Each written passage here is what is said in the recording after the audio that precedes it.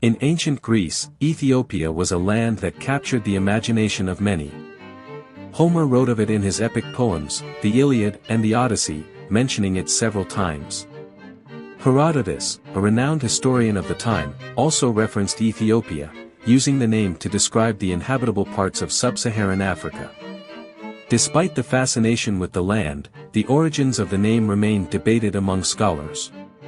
Some believe it came from the Greek verb aetho, meaning to burn, while others suggest it was derived from the Egyptian word for black. Regardless of its origins, Ethiopia remained a significant and intriguing part of Greek mythology. Its influence was felt in literature and in shaping the classical worldview. With its vast and mysterious regions south of the Sahara and the Upper Nile area of Sudan, Ethiopia remained a fascinating and enigmatic land, inspiring imaginations and sparking curiosity for centuries to come. The term Aethiopia had always fascinated Alice. She loved the way the syllables rolled off her tongue and the meaning behind it. Whenever she heard the word, a vivid image of dark-skinned people will appear in her mind. One summer day, Alice's curiosity got the best of her. She decided to research more about the word Aethiopia. She learned that it was derived from the Greek words aetho and ps, which meant I burn and face respectively. The compound word referred specifically to dark-skinned populations since the time of Homer. Alice discovered that the term initially referred to populations within the range of observation of ancient geographers, mainly in the region of Nubia.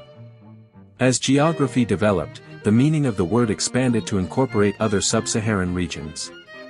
She found it fascinating that a word could encompass an entire population, and yet it was still a vague term for such people. Additionally, Alice was surprised to learn that in ancient times, the term Africa did not refer to any sub-Saharan region. Instead, it pertained to the Maghreb, including all desert land in the west of the southern Nile River. She found it intriguing how language could evolve and change over time. Alice left the library feeling enlightened and grateful for the interesting detail about the word Aethiopia that she had learned. Long ago, in Greek mythology, it was believed that the Ethiopians lived at the east and west ends of the earth, separated by the vast sea. The legend said that the Ethiopians were so far away that it was rare for the gods to visit them. In fact, when Thetis tried to meet Zeus at Olympus, he was absent because he had gone to the land of the Ethiopians. Even Athena had to persuade Zeus to allow Odysseus to return home because Poseidon was away in Aethiopia. Many Greek poets and writers, such as Hesiod and Scylax of Carianda, have mentioned the Ethiopians in their works. Hesiod referred to the king of the Ethiopians as Memnon. Scylax of Carianda circumnavigated the Arabian Peninsula and wrote about the Ethiopians, although his writings didn't survive. Hecataeus of Miletus is another writer who talked about Ethiopia. He explained that it was located at the east of the Nile, stretching as far as the Red Sea and the Indian Ocean.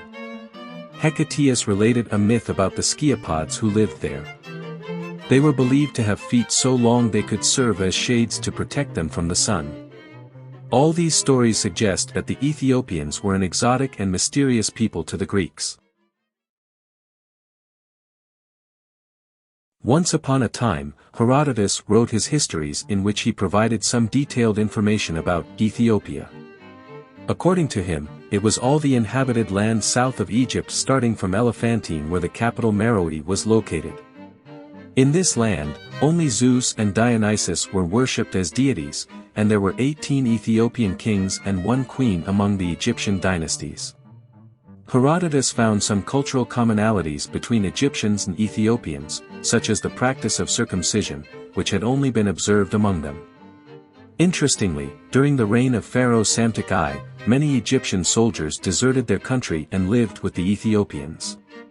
King Cambyses II of the Achaemenid Empire had also sent his spies to Ethiopians who lived in Libya, and they found them to be strong and healthy people that made him campaign towards their country.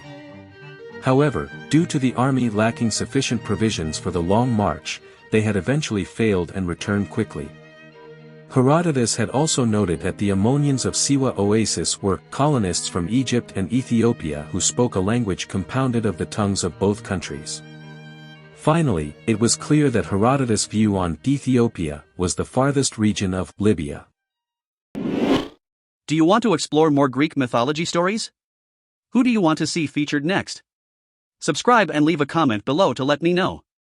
I'll see you in the next video.